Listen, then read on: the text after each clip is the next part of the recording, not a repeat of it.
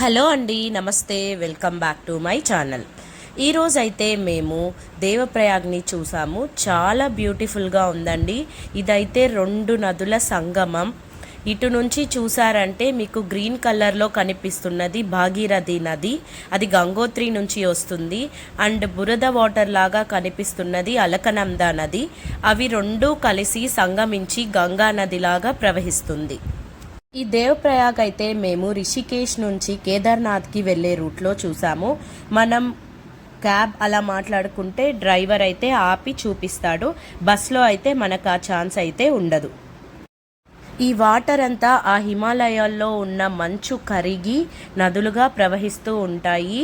చాలా చల్లగా ఉంటాయి. అసలు ఈ క్లైమేట్కి ఆ వాటర్ని టచ్ చేయడం కూడా చాలా కష్టమే. ఆ నదిపైనే ఇలా చాలా పెద్దగా సాంస్క్రిట్ యూనివర్సిటీ అయితే ఉండింది. చాలా బాగుంది చూడ్డానికి. మధ్యలో 2 బ్రిడ్జెస్ లాగా బిల్డ్ చేశారు. అండ్ అక్కడ చూస్తున్నారా, ఎడ్జ్లో చాలా మంది పీపుల్ ఉన్నారు. వాళ్ళైతే ఒక బకెట్కి చిన్న తాడులాగా కట్టి ఆ బకెట్తో వాటర్ 2 నదుల్లో ఉన్న వాటర్ని తీసుకొని స్నానం అయితే చేస్తున్నారు. అందుకే కరెక్ట్గా సెంటర్ పాయింట్లో నిలబడ్డారు. ఇక్కడ కనిపిస్తుంది కదా, ఎగ్జాక్ట్ అక్కడే కలుస్తుంది. కాబట్టి చాలా బ్యూటిఫుల్గా ఉంది.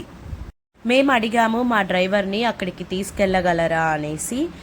అతనైతే 2.5 hours పడుతుంది. ఇప్పుడు ఉన్న ట్రాఫిక్కి మనం కేదార్నాథ్ రీచ్ అవ్వడానికే చాలా లేట్ అవుతుంది.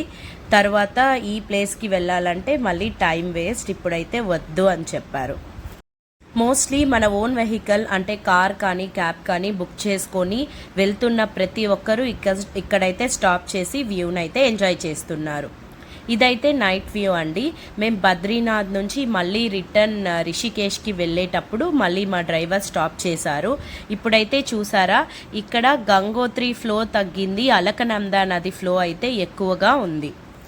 నైట్ టైం వచ్చే టూరిస్టులకు కూడా కనిపించేలా కొన్ని లైట్స్ అయితే అరేంజ్ చేశారు. Thank you for watching.